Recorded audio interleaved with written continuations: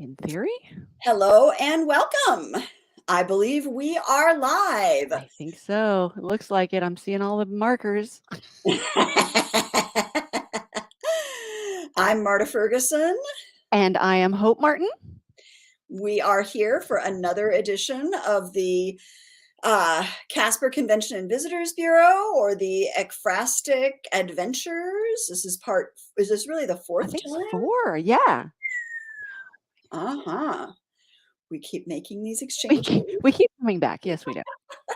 Because they're fun. We enjoy them. I hope someone else does. But Absolutely. Absolutely. I've actually gotten nice comments from a number of folks who maybe fabulous. haven't been here live, but who tripped across the channel and were like, oh my gosh, yeah, after I met you here, then I looked you up and, oh, that was really cool. Oh, wonderful. So neat. That feedback is so nice. I don't think most people realize just how much we live for that. That was very cool. A little startling sometimes. Like, Yes. oh, okay. I watched it. Oh no. Yeah.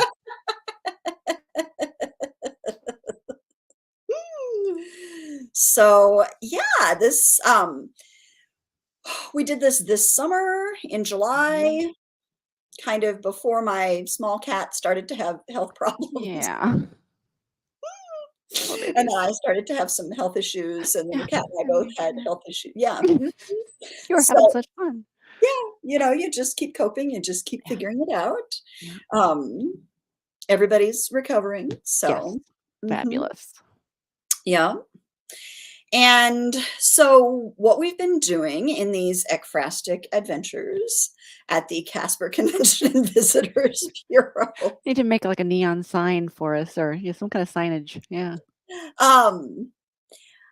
I write novels set in Casper, Missouri, which is this fictional college town that's also a cosmic crossroads. And Hope is a longtime friend and visual artist.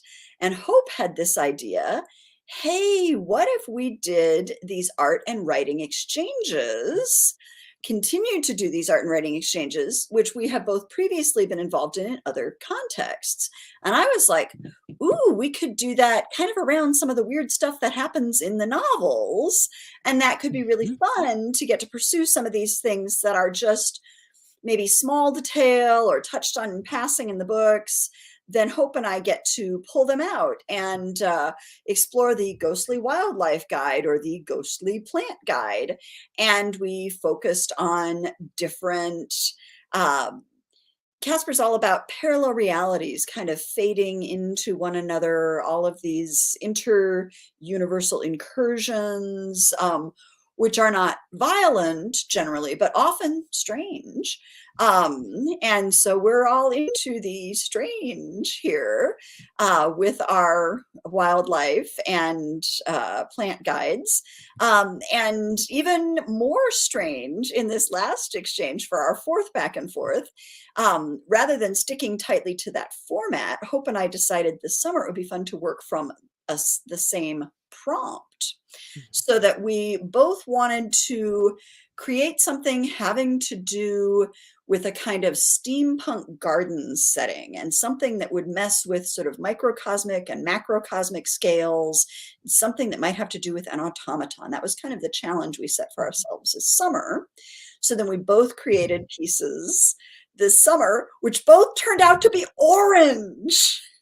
Like we didn't, I promise folks, we did not. No, we did not. We did not. That was funny. Orange. We just both went straight at it.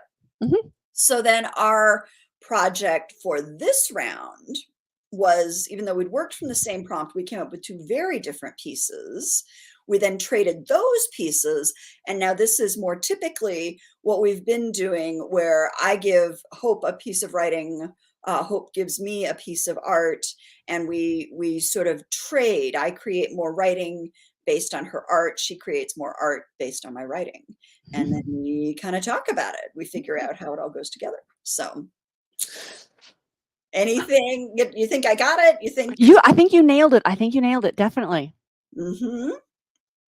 So Hope, do you want to show us the piece that you produced this summer based on the sort of steampunk garden notion? Yeah, let's see, because I've got that open here. Yes, I'm going to share my screen. So hopefully To see Hope's gorgeous you visual. see that now, the orange, Mhm. that lovely orange. And I swear I Mhm. wasn't thinking orange. That was just the pigment I had been working with I think at the it's time. hilarious. I think it's just hilarious that You that's know, where it so ended up. Mhm. so there it is. And gardening became sort of caretaking in Hope's interpretation that, Yes. there was a Wait, caretaker in charge of mhm. these tanks, these enclosures, environments. Some little like a my thought was those Wardian rooms or, little greenhouses, Mhm, little mhm, oh, there's another word, but I can't think of it. So we'll go with greenhouse. That kind of thing. So just lots of little ones. Because if we had had a conversation where, maybe, all of these little things were linked and someone was actually overseeing all of that, kind of. So mhm. that kind of my brain took off with that. Okay, there we go. And what I did this summer, based on our conversation, was to create yet another parallel universe that intersected with Casper. The glass universe is the native universe I write about in Casper, which is not ours, not part of the consensual reality in which, Hope and I exist and I'm writing. The glass universe is the sort of central universe in which the books take place. We get kind of peeks, I think, at this universe and many, many others. Um, but for the first time, creating the fractal orangery, I played around with the notion of that being an artificial universe, which was really kind of fun. Mm-hmm. Um, I used as a basis a steampunk universe that I had um, hinted at, I think, in some of the other books, explored a lot in the novella that came out this spring on Kindle Vella, the Treachery of Scary Thomas Gary. Oh, Evil yeah. Gary's First Adventure. I've been Yep. reading those. I love them.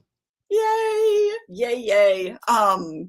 They're so much fun to write. I mean, they're all fun to write, but Steve and Gary have been these ongoing comic characters in the novels, so I wanted to give them a novella of their brothers who run a ghost busting business. I felt like they really needed a novella of their own, and of course, they needed a completely squirrely first client who was going to drive them bananas, and there we are. So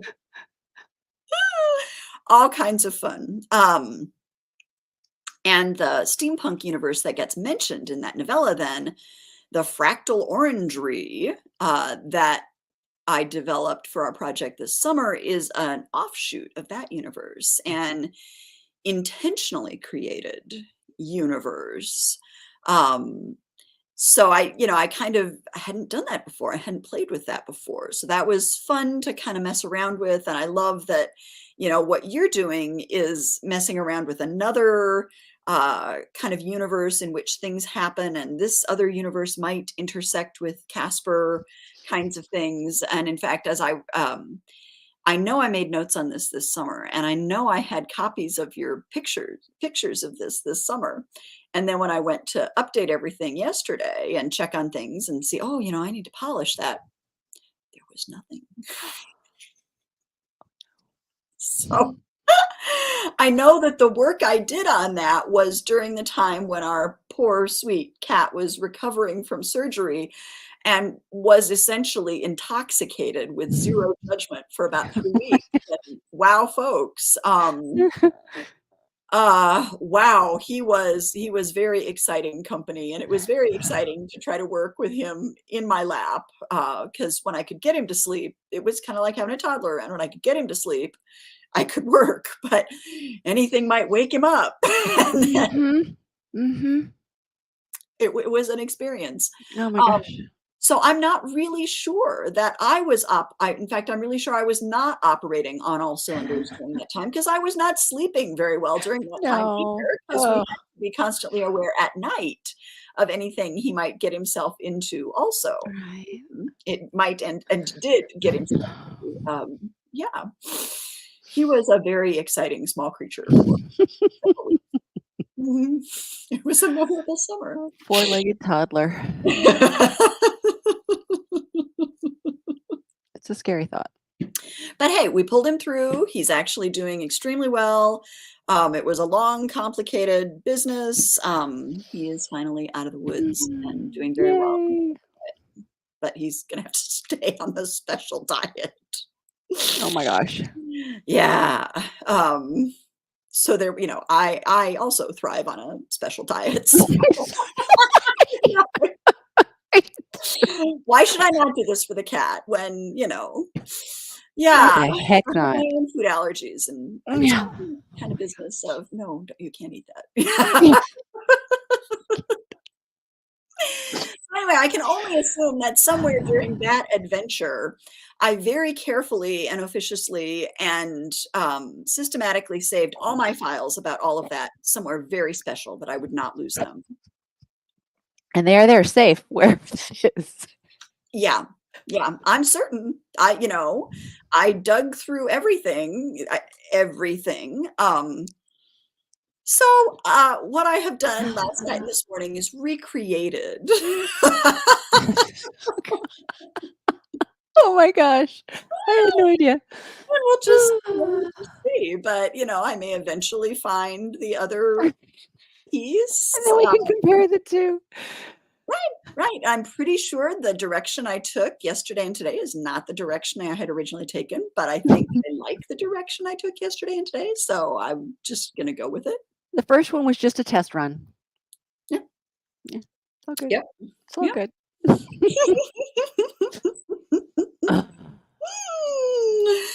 Oh, so let's see. Did you do more then with the fractal orangery? I know you have our critter in the background who has become so central to all of this, which was your ekphrastic response to Amor Tolls. Wasn't it an Amor Tolls story? The chrysalis one in the lower corner, yes. And it's Mhm. the same. He's behind me here. Yep. That was the original. Mm-hmm. And that was the study. Yeah. I draw things over and over again sometimes. Fantastic. So are you asking if this time did I do more with it?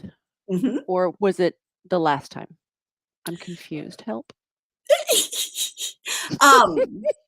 In response, so this was the piece you created from the prompt, and I had the fractal orangery that I had created from the prompt.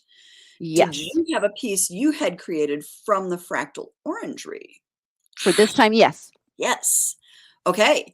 Do we want to hear the orangery piece and then see your new piece? Do we want to, having seen your beautiful new piece, do we want to see my response to your piece? Maybe that would make sense. I think so, because this is the piece I did this is the part I did last time. Mhm. So, and then you That's what I interpreted was this. responding to. So Mhm. let's hear your interpretation of this, Okay. and then we'll do the new one. I'll do my new one, and then well, I don't know. Then I guess we'll read the orangery thing again Okay. after there's my theory. We can do that. We plan this just a little. We're going for it. We'll figure it Mhm. out. Mhm. Yes, we will. Okay. So what I'm going to do then is pull up the piece I put together. I will give you all a little bit of context. So normally we do these as the uh, Casper Convention and Visitors Bureau, Ghostly Wildlife Guides, and Ghostly Plant Guides. So I would give you something that sounds like a little encyclopedia entry about a particular plant or wildlife feature in Casper. What we did this summer ended up being a little more meta. What Hope has done in this particular piece is to incorporate both the Moody Woods and I think what we ended up calling the frilly swim snake, that were both one from the plant guide and one from the wildlife guide. So I ended up reflecting also in a kind of meta way rather than going with the CBB guide format, the second of the Demeter West novels involves various folks going missing. Hmm. And we don't exactly know what happens while they're missing. But as I'm writing the third novel, part of what I'm doing is exploring what was happening and how do we deal with the impact of these folks who were missing and some of whom have returned, some of whom haven't, some other folks who have appeared that we didn't know were missing or went missing at other points.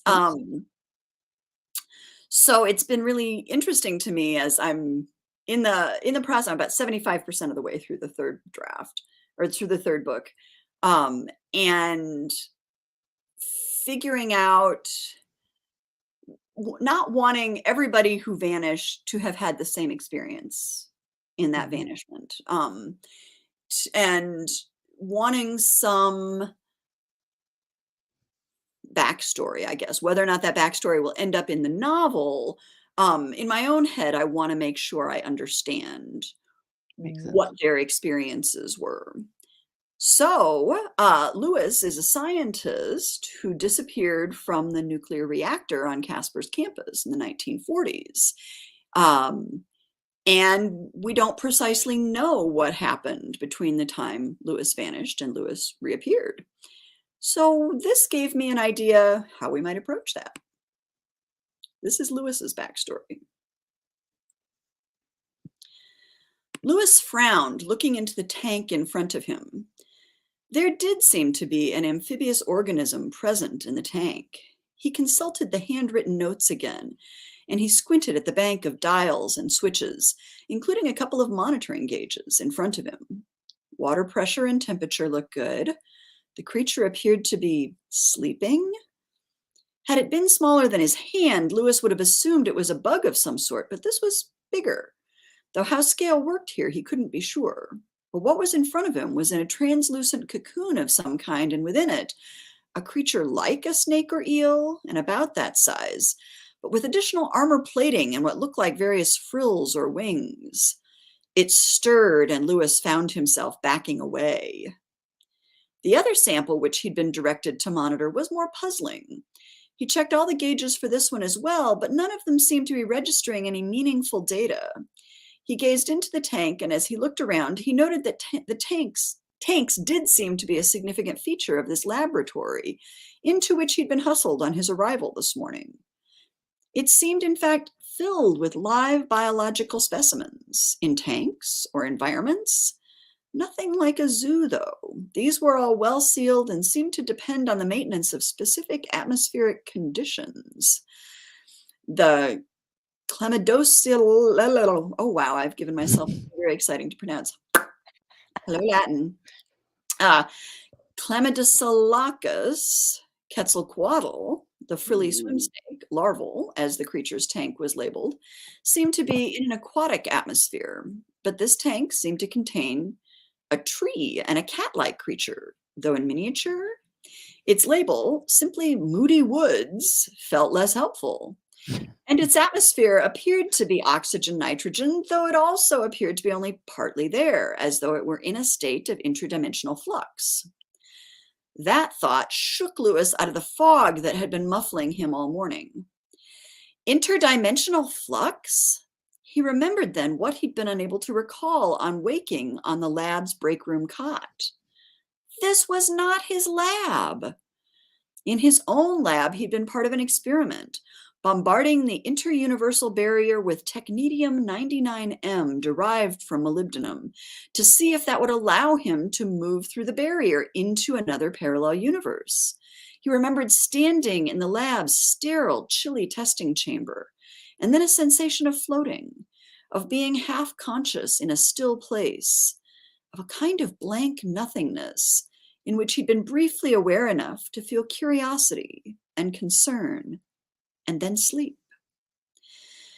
And being awakened this morning by an irritable voice that introduced itself as the caretaker, an artificial intelligence responsible for the laboratory and the samples that populated it. It rousted him from the cot by means of lights, alarms, and vocal directions through a tinny loudspeaker. Muzzy and confused, Lewis had stumbled along through the routine as the voice directed, getting himself a cup of coffee, some toast with jam, and what he'd assumed was a boiled chicken egg from what he'd assumed was the staff refrigerator. And a touch of doubt about the actual nature of his breakfast brought with it a touch of nausea, which was increased as he recalled the rest of his morning. After breakfast, he'd been subjected to a brief orientation, with the voice growing more irritable as it documented the number of equipment malfunctions and other grievances about the condition of the lab. Then it went silent and he was left to work. He looked at the notes he'd been given and made another note to himself as the feeling of disorientation grew and his stomach roiled. He became unsure of how much of this surreal experience he'd be able to recall in an hour, or even after another look around the lab, which seemed to stretch and grow even as he turned to investigate it. "Caretaker," he called, "I have some questions." He recalled that the white rabbit had not been particularly responsive to Alice's questions when she found herself in Wonderland. Wow. So instead of being part of a kind of side appendix, this feels, I don't know where this is going to end up in the Casper canon, but this really helped me dig a little deeper on where has Lewis been all this time. Oh my gosh.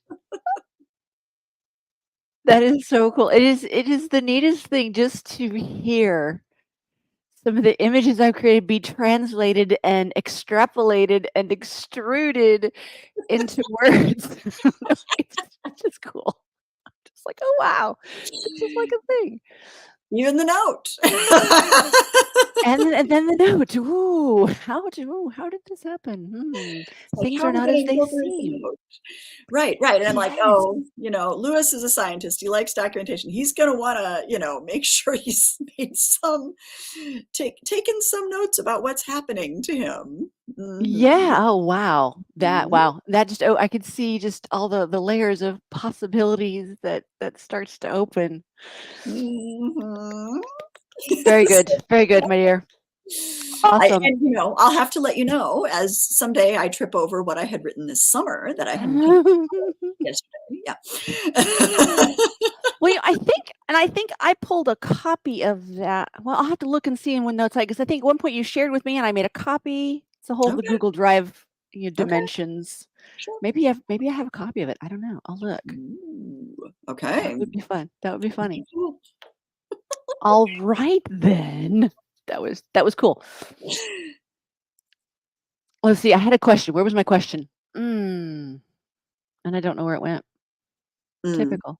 It's mm, got lost in the office there right. where Right. he is. I will be interested to see how this interacts with your future Mhm, stories and where it mhm, comes out. See if we find it again. That will be mhm, fun. Kind of Easter mhm. egg fashion. Well, right, and that's what's sort of neat is that I have the chance to, I sort of know what's going to happen to Lewis on the surface of the novel, Mhm. over the next, this last Lewis's last arc for book 3, but I know Lewis is gonna be back in book 4, so this might kind of just sit there quietly as an undercurrent Mhm. until we need to know more about Lewis in book 4, and Cool. yeah. Fabulous. That was fabulous. I love it. All right, so let's see. Do you want me to So read the fractal orangery pieces? And then we have the big reveal of your fractal orangery? sure. Okay. That Or do you sounds want good. to put that up and then I'll read the pieces that relate to it? Oh, let's do We that. have this Let's beautiful do that. visual here. That was All kind of right. fun to know the beautiful visual was there while I was reading. Yes. Okay, so I will stop sharing that and Mhm. then nope, nope, nope. Hi, there I am. I pressed the wrong one. Here we are. Okay, share screen. Pick. That's not the one. Oh, no, it. Oh, goodness. Hang on a sec. I'm lost in my tabs. It's better than being lost in I don't know what, but there's The no in between. I guess so. Okay, Mhm. so I'm going to share. You're going to see the cover because this is actually, several spreads, and Ooh, I've got the real one right here. So that's the front of it. And so what aren't I you did was go glad? through and look at the Okay, the piece Casper. that you wrote Sure. and then pull out words, right? Is it still there? Oh, there it Uh-huh. is. Uh-huh. Okay. So the Hoping Barb's orange gonna you like glad, there's like a drink coaster. That's what that's supposed to be That's representing. beautiful. That's The beautiful. pub crawl Mhm. map, and then a cuff link with the number 23 on it for some reason. Ooh, So okay. now the inside has more images. So Ah. I can go through them all, or do you Do want? we wanna let that beautiful image sit there while I read, and then you can show us the rest of the images, which will have more context then after I we think so. Yes. okay. All right. So what I ended up doing with the fractal orangery, I do have a pretty standard um, Casper Convention and Visitors Guide entry for the fractal orangery, but I also ended up with a little side conversation about how it, again, playing with this notion of it being the first artificial universe that I've tried to describe as part of the cosmic nexus that is Casper.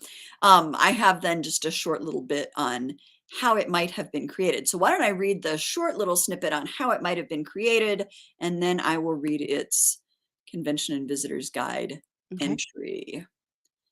All right.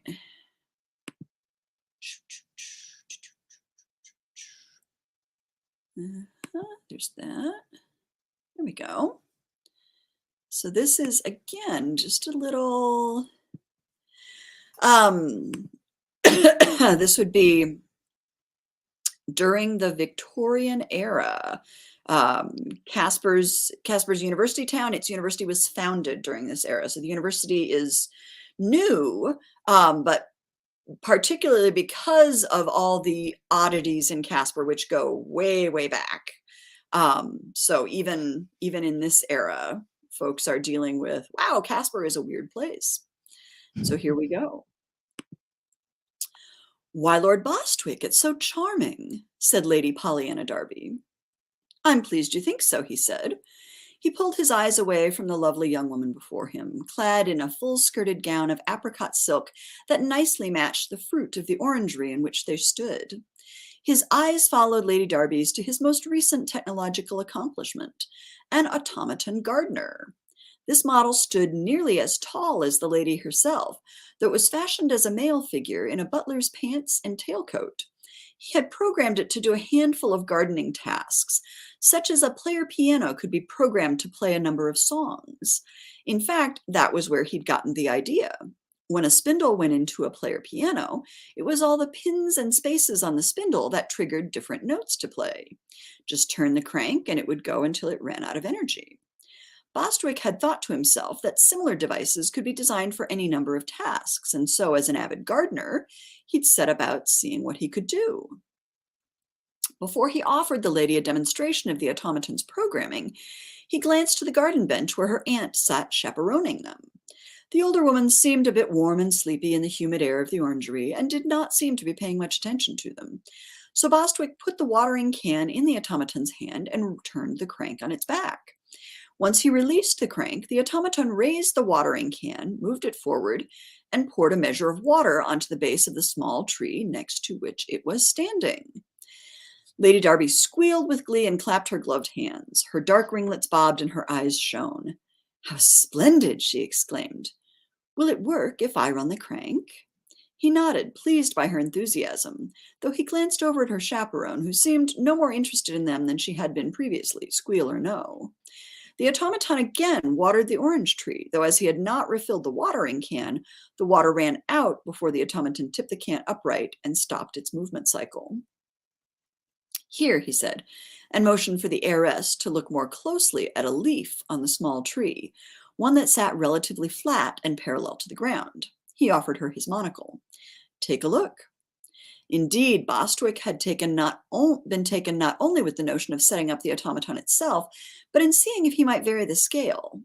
Charmed by a set of Russian nesting dolls a friend had brought back from the court of the Tsar, he'd set himself the challenge of creating the automaton over in miniature, small enough to fit on a leaf of the tree watered by the larger automaton.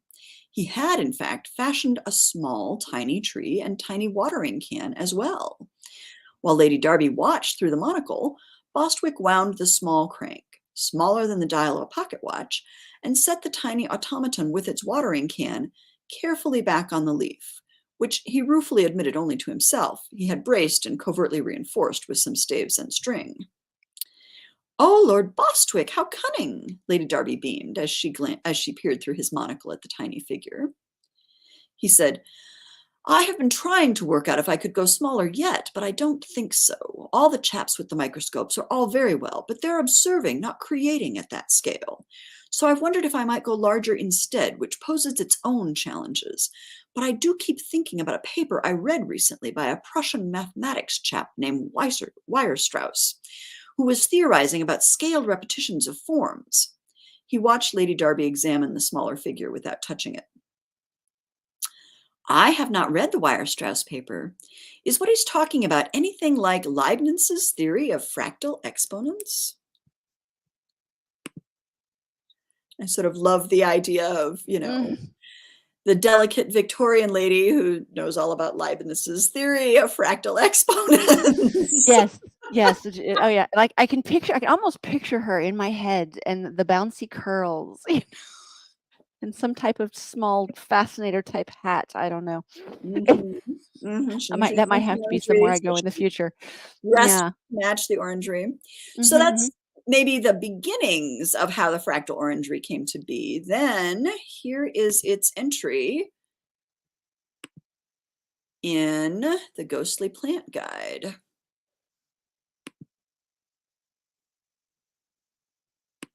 And this is going to start with some boilerplate patter. Those of you that have watched some of these before, it should sound familiar. Feel free to sing along. Casper Convention Visitors Bureau Ghostly Plant Guide. Welcome to the CVB's Ghostly Plant Guide. If you're visiting our city, you've probably noticed that we have some residents who aren't all there. Like New Orleans and a few other haunted cities, Casper functions as a cosmic nexus. According to our physicists and other paranormal experts, Casper is a thin spot where the boundaries between parallel worlds are more visible, if not more permeable, than they are elsewhere. This means that we see a lot of ghosts here. It can be disconcerting at first, but keep in mind, such visions have no substance. They can't hurt you, you are safe with us. Sadly, you also won't be able to capture all of our wonders on film. Sketching, painting, and other artistic interpretations of our ghostly visitors are encouraged, and our tour schedules are set up around such opportunities. Bear in mind, our ghosts are shy of the limelight, so most of them can only be seen after dark or in particularly dark or shady spots, indoors and out. Those of you in our certified haunted hotels know what we mean. As part of our mission at the CVB, we want to make your visit here as enjoyable as possible. To that end, we are constantly compiling and updating our records on favorite ghostly manifestations from other universes. We have a catalog of other known universes that Casper residents have encountered with descriptions of frequent visitors from those universes. That's a really big book. So we have this guide for ghostly plants and its companion for ghostly wildlife, as we know many of you who visit are ardent birders or gardeners and may not be interested in an encyclopedic approach to the nature of nature in Casper. Not all of our ghostly companions can be seen all the time, and some appear more often than others. The list below will give you some of the more common examples of ghostly plants you might see around town. Each listing will give you the name our scientists have given the plants in question, their most likely universe of origin, and any relevant tour information. Enjoy! Feel free to ask your tour guide any questions. Name: Fractal Orange Tree, Citrus sinensis casparius. Universe of origin: Fractal Orangery. Tour information: the Fractal Orangery is believed to be a daughter universe to Steampunk Universe number 23, as the two can often be seen in conjunction just north of Main Street in the old residentials that run behind downtown Casper. The Fractal Orangery is part of the Steampunk Universe tour, which runs during our 8 p.m. to 10 p.m. Friday pub crawl downtown during the fall and spring seasons, March, April, September, October. Warning. While there are never any direct dangers from the manifestation of other universes here in Casper, occasionally visual effects from the manifestations may cause potential problems, such as the conjunction of meteorological and cosmological events. Foggy night plus lots of friendlies equals visibility hazard. In this case, the fractal orangery is considered a potential hazard because of the strobe effect generated by the fractal layering. So for persons with epilepsy, migraine, or other light-sensitive conditions, the fractal orangery is to be enjoyed with caution. Consult your doctor for more information. Where most of the universes encountered in Casper are believed to be naturally occurring, there are indications that the fractal orangery is an artificially created phenomenon, somehow conjured into existence as a result of some machinations in Steampunk Universe 23, asterisks, which we will return to. Around 20 years ago, by our temporal reckoning, observers noted that another universe seemed to have appeared alongside Steampunk Universe number 23. Where most of what drifts into visibility of 23 is work on the railroad tracks down near the Old Creek bed, a common feature between our Casper and many of its near twins, patches of what are believed to be the same universe, are visible throughout the downtown area. The Friday pub crawl loosely follows these patches, even up the residential road behind downtown, where a Victorian manor house with extensive gardens still exists and is now an art gallery with attached bar.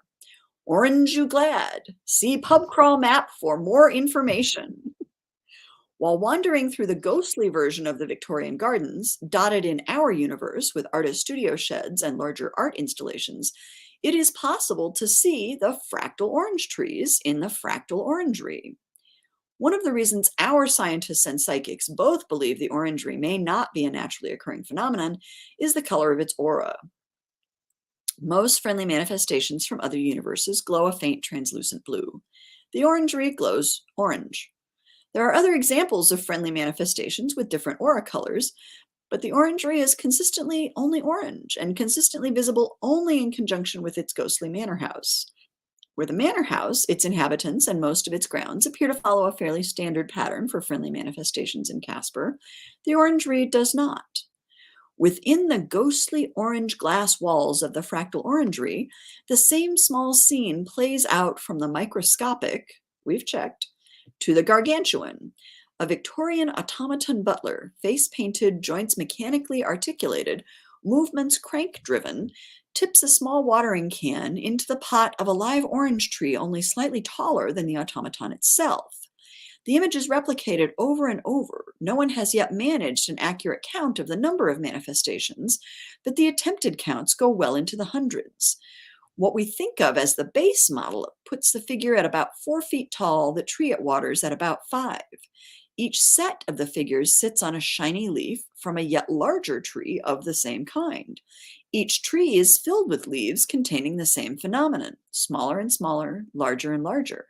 A fractal complexity that has drawn mathematicians from all over our world and possibly Steampunk Universe number 23 as well, as various observers have documented the presence of friendly blue figures in Victorian garb within the boundaries of the orangery. So, enjoy with caution one of the more unique friendly manifestations Casper has to offer, and consider enjoying it during our Friday Steampunk pub crawls. Asterisks. While the Earth in our own universe, often nicknamed the glass universe in discussions of the multiverse, due to its uniquely well-sealed nature, we are apparently better secured against inter-universal traffic than most, seems to have evolved technologically along fairly standard lines with other near-twin universes, we have noticed a number of near-twin universes where the technology of the Victorian era took a significant leap forward and or where there seem to be active magical effects at work in the development of the universe. How and if magic functions here in glass is a subject of much debate. There seemed little doubt that magic functions in a number of other universes, near twin and otherwise. The fractal orangery seems to be an outgrowth of one such place. Steampunk Universe number 23 is not constantly visible in Casper, but its appearances in fall and spring have been relatively consistent, with little appearing to change for decades. which would tend to indicate that it is a universe where time moves more slowly than it does here in glass. Ta-da! Ta-da! All All right. right. So I took that and played with some words and pulled it into my little caretaker idea where this Woohoo. assistant is helping them. And I guess you could sum it up with the following phrase: there seems to have been a problem. Oh, let's find out. So instead of the usual, capsule coming in and the contents being cataloged, well, yeah, there was an issue, and this took a long time to get to them.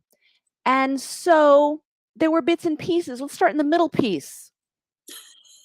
There was an arm, a wooden arm, and it was charred, and it was Oh. holding on to a really pretty piece of silk fabric. And then the silver cufflink strangely had the number 23 on it. And there were bits and scraps of paper with equations. And I've Ooh. again I wrote all of this with my right hand. I'm normally left-handed. So Ooh. I kept with the, this Mhm. other person, this Yeah. caretaker's assistant is right-handed, but she's Uh-huh. not learned to write well, as they have a lot of mechanical devices to make that really not necessary, but they are not working in this facility. And so this assistant has had to learn to write manually. And so, Right. boy, that is makes me really appreciate the effort it takes to learn to write in the first place. Give kids a break, or anyone a break who's Oh, learning yeah. to write.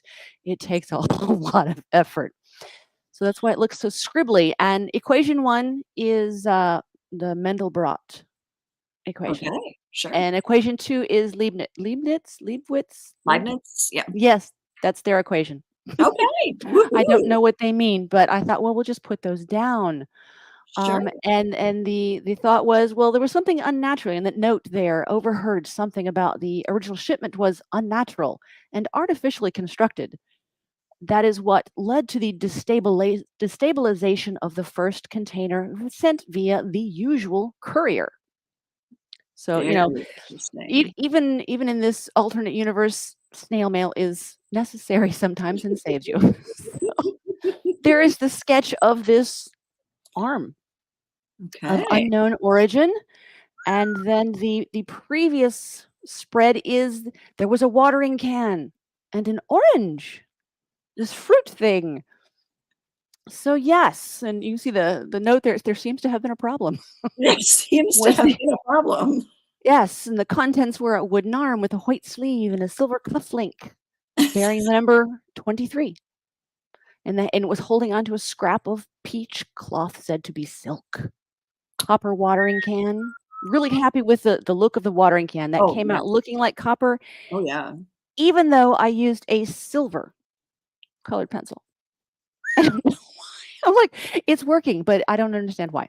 And then the paper ephemera and this orange that Mhm. was in fairly good shape considering how long it took to get there, and then it didn't Mm. travel via the normal, safe, protective means and courier.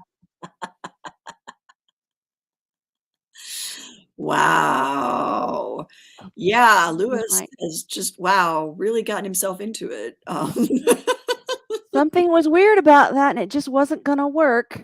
Thankfully, no sentient life was involved in this case. Mhm, mhm. This is what you get for bombarding yourself with, Mhm. medical radioisotopes. Yeah, in, Maybe not such a good thing. yeah. I mean, under controlled circumstances, hey, proper dosage, all that.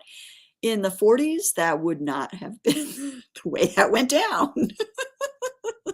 Particularly not in the glass universe, Mhm, where even things that might be predictable here don't necessarily work in predictable ways there. mhm, Yeah. mhm. Yeah, that Mhm. is it, and then the cover, we saw the Oh, pub. the pub crawl, I love it. I couldn't remember, it's like, was it a pub and grub? Was it a I don't know, so I put pub and Right. grub because it Uh-huh. rhymed. Orange you glad. And Mhm. yeah, it was this yeah, pub and grub, orange, you glad, they just seem to kinda go together. And I just love that, the way Casper is set up in the books, because nothing can be recorded on objective media, most people don't believe the whole Casper ghost thing is real. And yet people come all the time to find out if it is. It's sort of like, is the UFO thing real? And people go to UFO sites, and is it real? Um, I had a wonderful time on my honeymoon visiting Roswell, New Mexico. And I sort of love the way Roswell has just embraced its identity. And I feel like I've sort of done that for Casper. Casper has embraced its identity as Mhm. this. Nobody really believes us that this is the case, but this is really the case.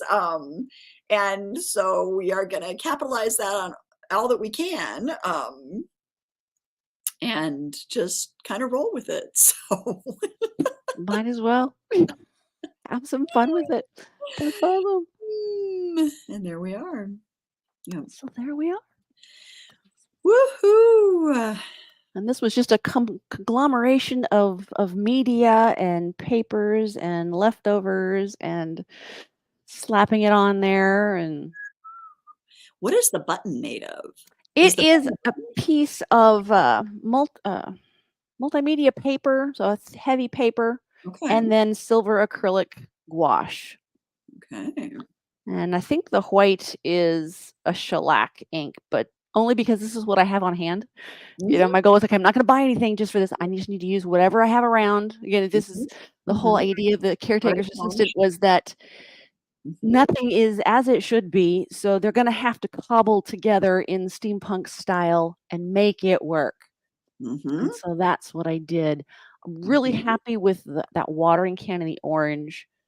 So mhm. much so that I really want to do that in pastels, Woohoo! bigger. It has very much kind of a still life and the Mhm, backlit and yeah. But mhm. that was, so this is like a thin packing paper, like, literally, I got it in a box, Woohoo! and then, did a sketch on it, did that ink wash, and then some clear gesso. Oh, no, I also did some paint. There's, just some craft paint, acrylic paint in Mhm, there to kinda block it in. Covered mhm. that with clear gesso to give it tooth so that the colored pencils would leave marks. It has almost a three-dimensional quality. It Um, came out nicely. I was really, really pleased mhm, with that. beautiful. So, yeah. Mhm, and then our let's see, our automaton arm, one Yeah. presumes. Yep. That's the Oh, same process there. uh-huh, Yeah. uh-huh. And Yeah. it doesn't show in there, but, like, Mhm, eventually, I've got one more spread. So this is a folio for mhm, my inside out mhm, sketchbook, and so there is one more spread in there. And mhm, so there's the back of there's the mhm, handle of that, mhm. Yep, what am I trying to say? Watering can? right. That's There the we word I go. want. Yeah. So something Woo. else will go back there eventually. And it's not in any order. So the first one we did is in the middle. The second Mhm, one is in the front. mhm. The third one will be in the back. So I don't know. That's okay. Just kind At of the throwing it top. all together. Yay! But yeah, Yay, not as yay. happy with the arm. The scale is just off for me. It's just not quite there. But I was like, okay, Mhm. we're just gonna go with it. There's no redo. Right, and We don't have scale time is for one of redo. the things that we're messing with. Like, why would the Moody Yeah. Woods fit in this tiny sort of environment that Lewis is monitoring? And that's, one of the things in the novels that Mhm. as the different universes float through each other, encounter each other, some of them are of similar scale, some of them are really not. Some of them, Mhm. we're encountering things that are obviously very much larger, we have giant leaves blowing through the bookstore. We have a whole tiny farm at one point in the children's section that presents a Mhm. big. Because where else would a tiny farm appear? Right. Right. Right. Mhm. The children's section of a bookstore, right.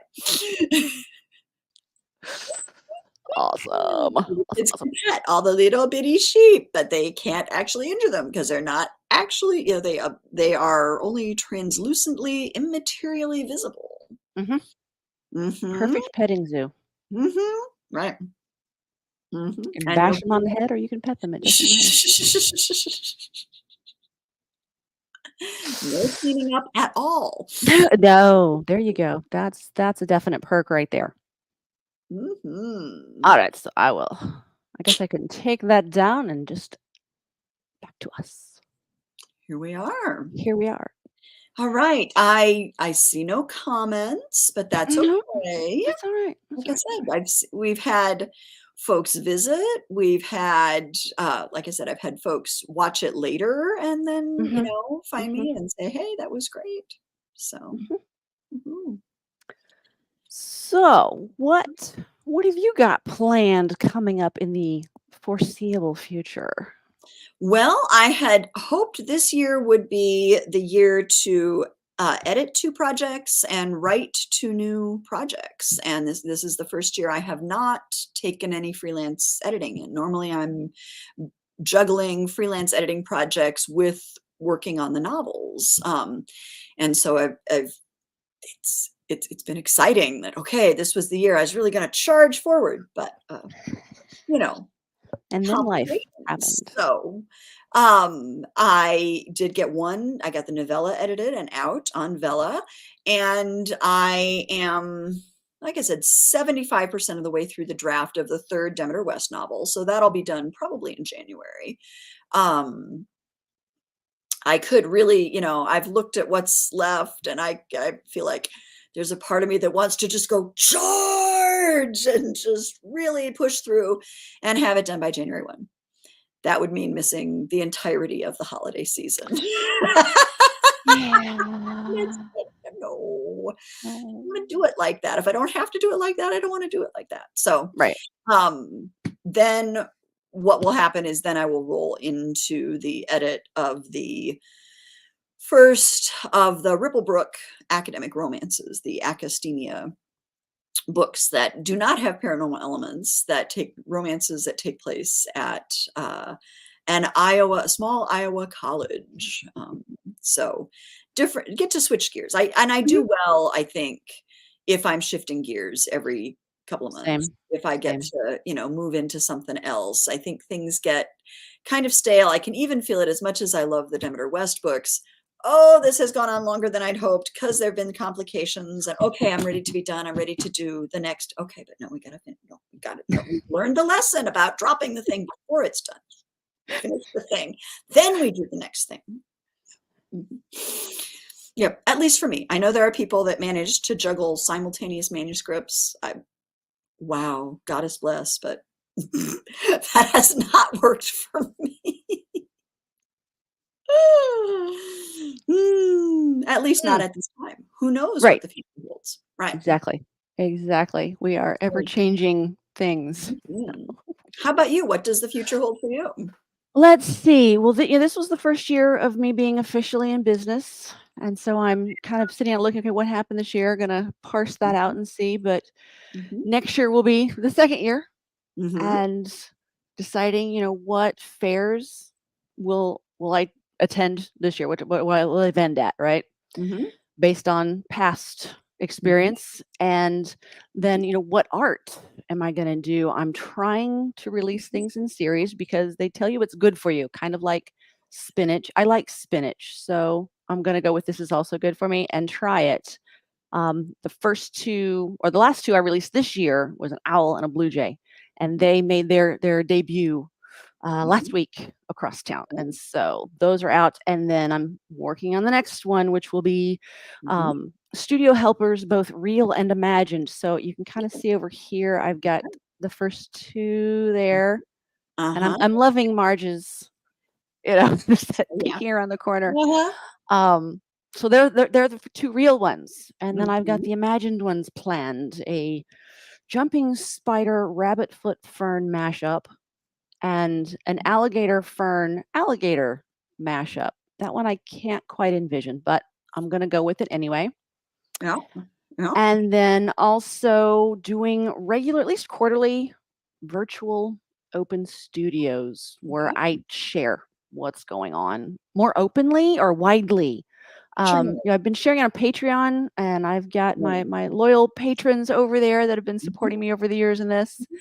And they're like, "Okay, you need to do more, share it with more people because maybe that will attract more people to that as well." I'm like, In "Okay, I'll real do it. time. Right. I'll do Mhm. it." So, I'm gonna do the first one next week, next Saturday Yay. at 2. So there will be, but I'm gonna do it on Facebook. I don't have any Like my equipment is my phone. Mhm. This is a borrowed laptop, so I cannot add anything to it, which makes it difficult to do streaming software. It Uh-huh. makes streaming easier. So I will have Mhm. to do it with what I've got, and I Mhm. think Facebook's going to work best with that, or at least I'm going to try. We'll Okay. find out afterwards. Right, right. We'll figure it out. We'll figure. Yes, just go, pick a direction, do it, Mhm. figure out what works, fix what doesn't, and then go from there and adjust. Yeah. So that's continuing with that we were discussing earlier. Yeah. Okay. But yeah, just kind of trying to do more, widen my reach. I started a web shop, so I'm, all my cards, the reprint cards that I do, and then my first run of limited edition archival prints. With the certificate of authenticity and a letter from Mhm. me all packaged up. So yeah, those are all Mm. ready, and regardless of how well they sell, because part of it was like, oh, they need to all sell out. But when I do these shows, the art fairs, like I don't know if I'll do Art in the Park next year, Mhm. the local one. That's kind of you have to have a Mhm. lot of stuff Right. to Mhm. do that one and do it well. And I don't know that I still have enough stuff. So Mhm. that's going to be. I haven't decided on that one yet. That'll be a hard one to decide to do. I just do it? Just I have to just apply. Obviously, I can't just do it. I have to apply, and they have to say yes, Right. and then go from there. Do I just do that, or do I wait another year, to accumulate and produce? And I Mhm. don't know. I don't know. I'm Yeah. so beside myself. But Really decisions and decisions. I Yeah. think that's it. Mhm. Yeah. Okay. Well, I'm flicking my eyes up to the top of my computer where there's this little warning, and I'm realizing, oh, things I didn't do while we were doing setup did not plug in the laptop. Yeah. I'm It's really always sure I'm something. still here. It's always something. Always something. Yep, yep. So hope this has been lovely. Yes. But probably good that we wind this up intentionally before my laptop just takes everything offline. Poof. And Marta just goes poof. Then one quick question before we sign off. Yes, Are we doing this again? I would enjoy doing this again. Would you Okay. enjoy doing this again? I would enjoy doing this again. Okay. So yes, okay. That's because we didn't talk about that, I think intentionally, because we were like, do we want to do it again? Do we? Please? Can we? Can we? In fact, I was thinking I should be through the draft of this, and hopefully I'm going to be before I dive into the big edit. I am going to take the time to step back, pull the novella, the Treachery of Thomas's novella, off Kindle Vella, Mhm. bind that up and set that up as an ebook novella. So that's Okay. going to be hopefully only a week or so of formatting and messing with cover design and all of that. Mhm. Hopefully. Um, so it will be out. It's a spring break novella, so hopefully it'll be out by spring break. So maybe we want to talk again around spring break Okay. about doing a thing, and we Mhm. can just sort of meet up and figure out what sounds like fun, or we can chat a little bit before then. Yeah, Would that that seem sounds like that would be good. good? Okay. All righty then. All right. So, Yay! Thank you oops, so I much. just hit my. I've been watering today, so my plant's been right here. Right in the middle. Bye, bye, All bye, right. bye. See y'all later. Thank you, Marta. Bye. Bye. Thank you, Hope. I'm Now we ending. gotta. I'm How do we pushing. get? Which Oh, melodrama. Oh, make button? it stop. Make it stop. Don't know.